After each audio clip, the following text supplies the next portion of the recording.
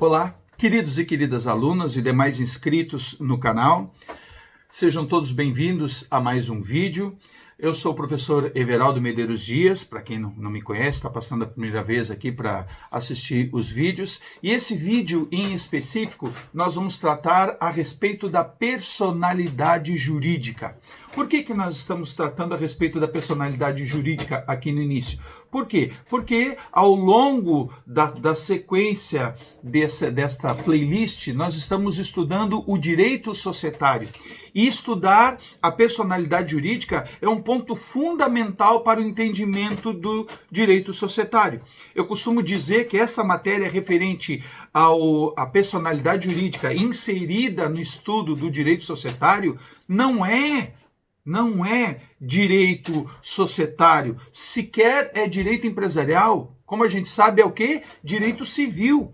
Mas aí alguém pode perguntar, mas peraí, professor Everaldo, mas nós já estudamos a parte da personalidade dentro do direito civil lá atrás. Sim, eu sei. Mas a minha experiência também me diz que é importante a gente dar uma revisitada nessa matéria para poder ver aonde se encaixa dentro do direito societário. E por que é importante o estudo preliminar da personalidade jurídica para se estudar o direito societário? Ora, o que se estuda dentro do direito societário? Claro, as sociedades, mas sobretudo a relação entre pessoas. A relação entre as pessoas, de pessoas distintas, que são justamente, por um lado, a personalidade jurídica da sociedade e a pessoa dos sócios, pessoa física e jurídica dos sócios, né? A distinção, a diferença entre elas. Ora, para isso, nós temos que dar uma revisitada lá na personalidade jurídica e é o que nós vamos fazer ao longo das partes deste vídeo. Nós vamos dividir esse nosso estudo em dois vídeos, né? A personalidade jurídica 1 e a personalidade jurídica em parte 2, com as suas subdivisões. Para aqueles que já acompanham os vídeos do canal, sabem que eu procuro fazer vídeos mais curtos, no máximo tentando fazer em 20 minutos, dividido em pequenos pedaços, para que fique mais fácil, mais prático para assistir. Ok? Então, nas próximas partes, nós vamos indo numa sequência para ver um resumo a respeito da personalidade jurídica, ok? Vamos na sequência, então.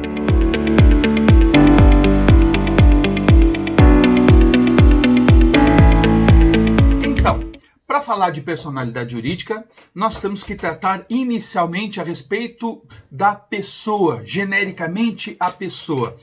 E é importante verificar o seguinte, que a palavra pessoa, ela tem uma confusão em torno dela. Então, inicialmente, nós temos que fazer o quê? Fazer uma distinção, né? Fazer uma explicação melhor do que seja pessoa. E para começar, nós temos que buscar a formação etimológica da palavra pessoa. De onde advém a formação da palavra pessoa? Pois bem, pessoa vem do latim persona. E persona é o quê? Como é que se formou a palavra persona? Persona vem do latim, primeiro, per é o quê? Por, através de, e sono. Sono não é a vontade de dormir, sono é de som. Então, pelo som. Ué, esquisito. O que é isso? É o seguinte, explico. No teatro da antiguidade, as encenações teatrais, elas eram encenadas em anfiteatros ou mesmo ao ar livre, direto, mas não tinha cobertura. Isso fazia com que o som da fala dos atores ficasse muitas vezes inaudível para a plateia presente ao espetáculo. Aí o que eles começaram a fazer? Eles começaram a confeccionar uma espécie de uma máscara que se colocava assim na frente do rosto e essa máscara, em primeiro lugar, ela fazia uma caixa de ressonância, falando. E o que tinha? Tinha dentro, muitas delas, dentro da máscara, um filete, uma espécie de um filete de metal bem fininho, né? Por isso filete, óbvio. Que fazia o quê? O som batia nesse filete e o filete vibrava. E com a caixa de ressonância fazia com que o som da fala dos atores ficasse mais audível na plateia presente ao espetáculo, né? Aí esta máscara passou a ser chamada de persona, justamente em referência à sua finalidade de fazer com que o som da fala dos atores se propagasse, ficasse mais audível aos presentes no espetáculo, ok? Então, a máscara passou a ser chamada em latim de persona. Em italiano, persona, é a mesma coisa. Dando um passo para o lado, chega-se na Espanha, em espanhol, persona. Mais um passo, meio passo, mais à esquerda, dependendo da posição que se está, chega-se a Portugal. Portugal, pessoa. Então, o nome daquela máscara, traduzindo para o português, era pessoa. Mas qual a referência que se tem agora com o direito? É o que a gente vai ver já já.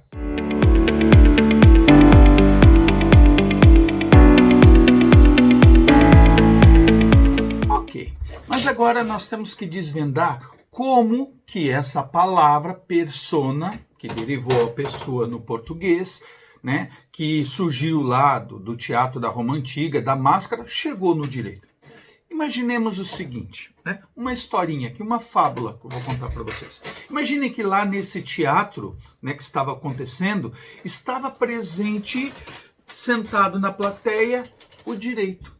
Né? Imagina, o direito é uma pessoa. Né? O direito e a patota dele, lá das ciências humanas, a filosofia, a sociologia, a psicologia do lado. Aí o direito ficou olhando ali, pensou naquilo e disse, olha que interessante. Deu uma cutucada na psicologia que estava lá, só a psicologia. Pessoal, que coisa interessante. Eu achei, não sei se serve para ti, mas para mim eu achei bacana. A psicologia, o que é direito? Porque o direito sempre, né, falando. A psicologia chegou e disse, o que é? O que foi? Não sei se é importante para ti, mas eu achei bacana. Como é que é? Né? Olha só, uma coisa é o ator, o elemento estático, ok? Ali. O ator sem máscara não pode pisar no palco. Ele tem que estar investido numa máscara confeccionada especialmente para ele, para que ele possa pisar no palco jurídico e se relacionar com os demais. Eu não sei, eu acho que serve para ti, mas para mim vai ficar muito interessante isso. Como assim? Vejam só, qual foi o legado do teatro da antiguidade para o direito e para as outras ciências humanas? Foi justamente o seguinte, no direito foi assim, uma coisa é o ser humano, o elemento estático. O ser humano, pela simples condição humana, ele pode se relacionar juridicamente com os outros seres humanos? Não. Tem que a ordem jurídica, assim como o autor da peça teatral, prescrever uma personalidade para que aquele elemento, inicialmente apenas humano, né, pudesse se relacionar com os outros seres humanos. Ok? Isso. Então, na verdade, pessoa e personalidade está ligado a quê? A relacionamento. Tal qual lá na psicologia se estuda o quê? Relacionamento. Quando se fala em personalidade na psicologia, o que se está falando? Um modo de relacionamento. Todavia, naquela ciência, um modo de relacionamento comportamental. O nosso é um modo de relacionamento jurídico. Como é que nós nos relacionamos juridicamente? Contraindo direitos e obrigações. Quem não obtiver a prescrição do direito vai dizer, esse aqui, a pessoa não pode pisar no palco jurídico para se relacionar juridicamente com os demais.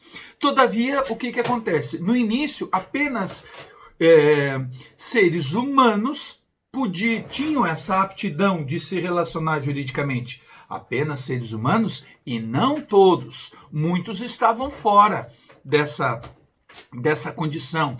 Por exemplo, vamos pegar um exemplo mais característico, os escravos. Os escravos não tinham reconhecida essa personalidade, né?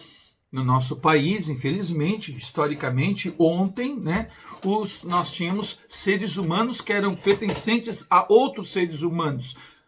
né? Eles eram propriedade, eram considerados semoventes. Alguém dizia, eu tenho tantos cavalos, tantas vacas, tantos bois e tantas peças de escravos. Todos nós sabemos muito disso e essa situação nos deixa bastante entristecidos, ok? Ou seja, aos escravos era negado a condição de pessoa, ok? Então essa é a relação da personalidade com o direito.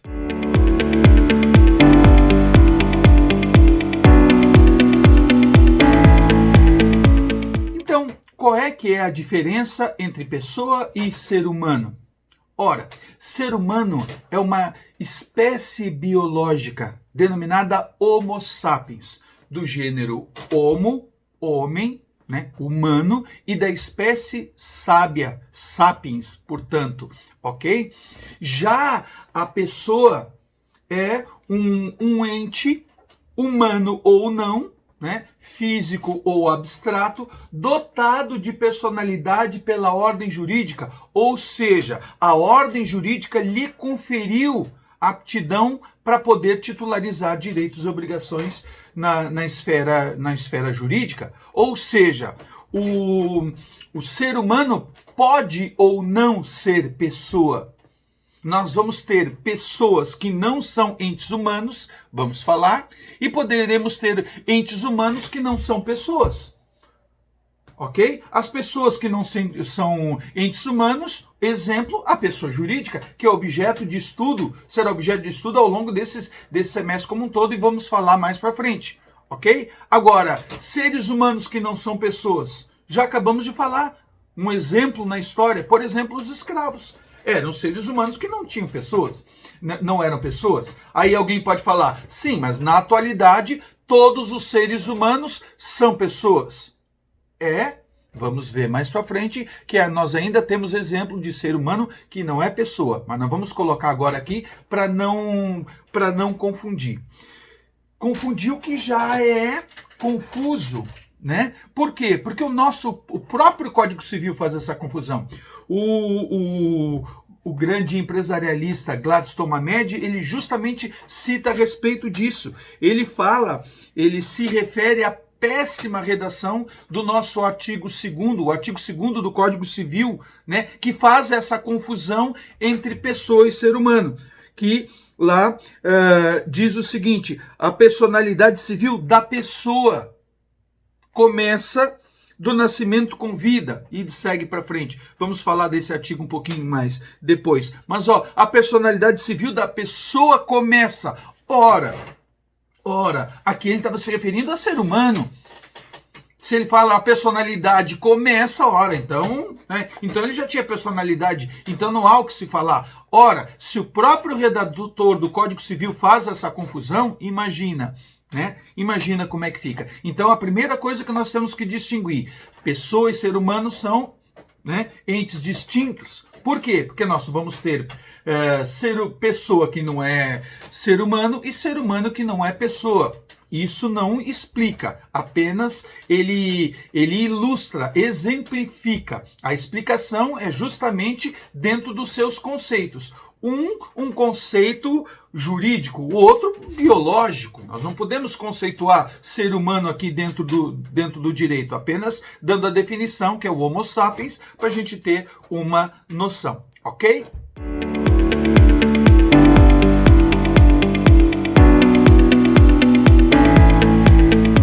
Pois bem, agora nós temos que fazer uma outra distinção. A distinção é entre, de um lado, a pessoa e de outro, sujeito de direito. Por quê? Porque na maioria das vezes se traz um conceito para a pessoa tão genérico que mistura com o conceito de sujeito de direito. Não se sabe, né? E isso causa um problema muito sério. Aliás, o nosso próprio Código Civil, ele despreza essa diferenciação. Ele trata como se fosse tudo a mesma coisa. Já o Código de Processo Civil de 2015 agora faz essa distinção, como nós vamos falar um pouco mais para frente. Mas nós temos que, então, para poder fazer essa distinção, ter em mente o seguinte, que a ordem jurídica, ao estabelecer direitos e obrigações, ela sempre se refere a um sujeito de direito como titular. Aliás, é importante nós pegarmos o que quer dizer sujeito propriamente dito, né? Por exemplo, eu costumo dizer até em sala de aula, na frase, o Joãozinho joga bola. Imagina lá na aula de português. Aí a professora vai perguntar assim, qual é o sujeito da frase? O sujeito da frase é o Joãozinho. Por quê? Porque ele joga bola. Então, o que acontece? O que é? Quem é o sujeito no geral? O sujeito é o agente. O sujeito é o que faz. Então, o sujeito de direito vai ser quem? O titular das relações jurídicas. Aquele quem a ordem jurídica conferiu os direitos ou as obrigações relativamente àquela relação jurídica, ok? Então é isso que é sujeito de direito. Porém, sujeito de direito não é a mesma coisa que pessoa. Por quê? Porque toda a pessoa é um sujeito de direito. Porém, nem todo sujeito de direito será uma pessoa. Temos que desvendar isso. Muitos conceitos para pessoa, por exemplo, o conceito clássico de Washington de Barros Monteiro, que diz que a pessoa é o ente físico ou moral, abstrato, suscetível de direitos e obrigações. E aí? Isso é um conceito que serve genericamente para sujeito de direito, não especificamente para a pessoa. Olha, quem sou eu para estar questionando o grande Washington de Barros Monteiro? Mas o que eu estou falando aqui é com base na doutrina de Fábio Ulloa Coelho, que vai buscar, né, vai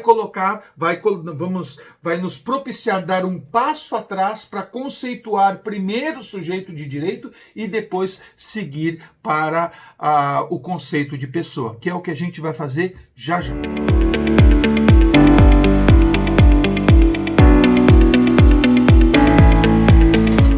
Então, como nós dissemos agora anteriormente, toda pessoa é um sujeito de direito, porém nem todo sujeito de direito é uma pessoa. Por quê? Porque existem duas espécies de sujeito de direito. Então, mas primeiro vamos focar no sujeito de direito genericamente. Sujeito de direito, como nós vimos agora há pouco, é aquele ente físico ou abstrato que recebe da ordem jurídica uma autorização para titularizar direitos e obrigações. Ocorre que a ordem jurídica conferiu um status mais elevado para uns sujeitos de direito do que para outros. Então nós temos o sujeito de direito personificados e os sujeitos de direito despersonificados. Os sujeitos de direito personificados são as pessoas. Os sujeitos de direito despersonificados são as não pessoas. Eu sei, fica muito óbvio, mas é importante nós confeccionarmos esse diagrama. Sujeito de direito, abre uma chavezinha, personificado e despersonificado. O personificado igual a pessoas, o despersonificado igual a não pessoas. Qual é que é a distinção? A distinção, como eu disse, é que a ordem jurídica confere um status mais elevado para os personificados do que os despersonificados. O que é isso? É o seguinte, é que os sujeitos de direito, né, recebendo essa autorização mais elevada, eles podem titularizar direitos e obrigações de uma forma ampla, de uma forma genérica. Já os sujeitos de direito despersonificados recebem da ordem jurídica uma autorização restrita, uma autorização específica às suas finalidades. Então a distinção é da natureza da autorização que a ordem jurídica confere tanto aos sujeitos de direito personificados quanto aos despersonificados. Os personificados, portanto, por receberem uma autorização ampla, genérica, disse que eles podem fazer tudo o que não está proibido. Já os sujeitos de direito despersonificados, por receberem uma autorização restrita, específica às suas finalidades, só podem fazer aquilo que lhes é permitido. Ok? Neste momento, a gente até... tá bom. Decorei, acerto na prova. mas ainda não entendi. Para poder entender, nós temos que trazer os exemplos de sujeito de direito personificados e sujeito de direito despersonificados.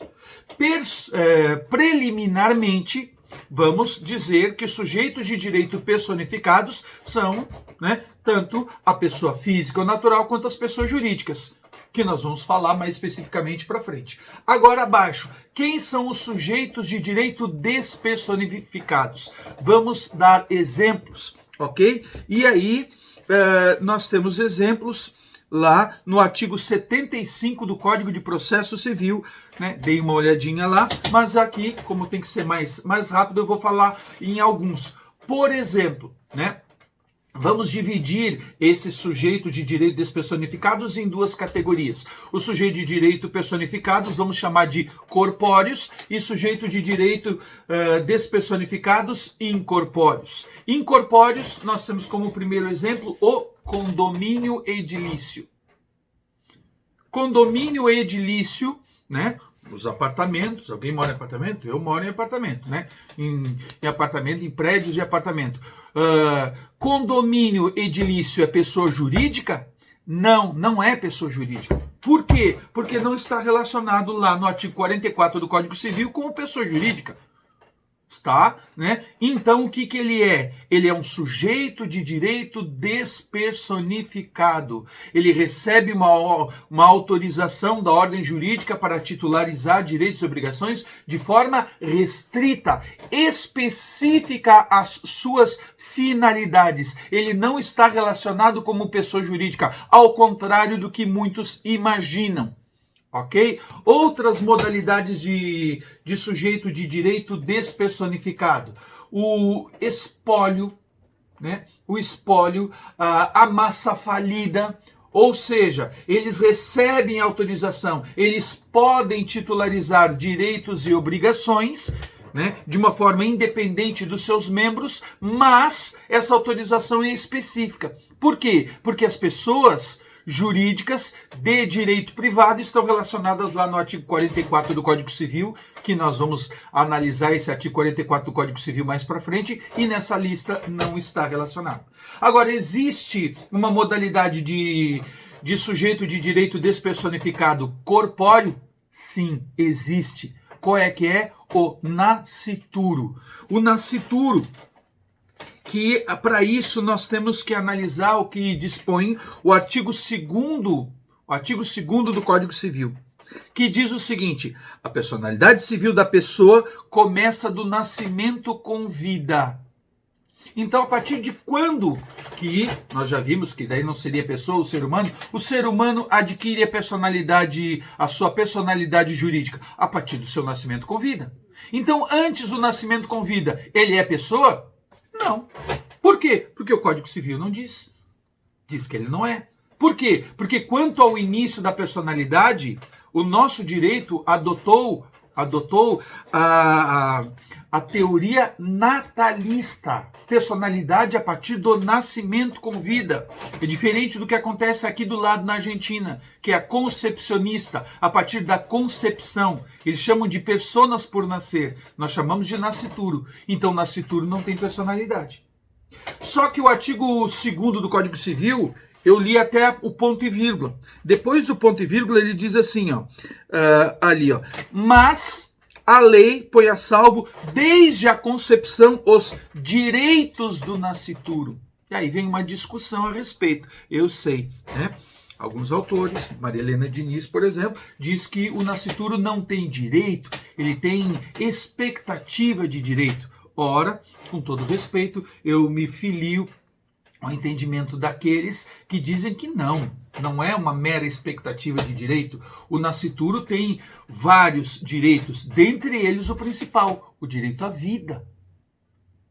Ele tem direito a alimentos. Enfim, uma série de situações em razão da necessidade de brevidade desse vídeo, que já está ficando longo demais, eu tenho que parar por aqui. Recomendo um estudo melhor a respeito dessa situação. Mas o nascituro fica como exemplo de sujeito de direito despersonificado. Ok? Então, sujeito de direito, genericamente, é o que recebe uma autorização da ordem jurídica para titularizar direitos e obrigações. O sujeito de direito é diferenciado entre sujeito de direito personificado, a pessoa que recebe uma autorização ampla, genérica para titularizar direitos e obrigações, e sujeito de direito despersonificado, que recebe uma autorização restrita específica. Ok? E aí, nós ficamos nesse vídeo por aqui e vamos dar sequência no próximo vídeo, ainda falando de personalidade jurídica. Então, até o próximo vídeo.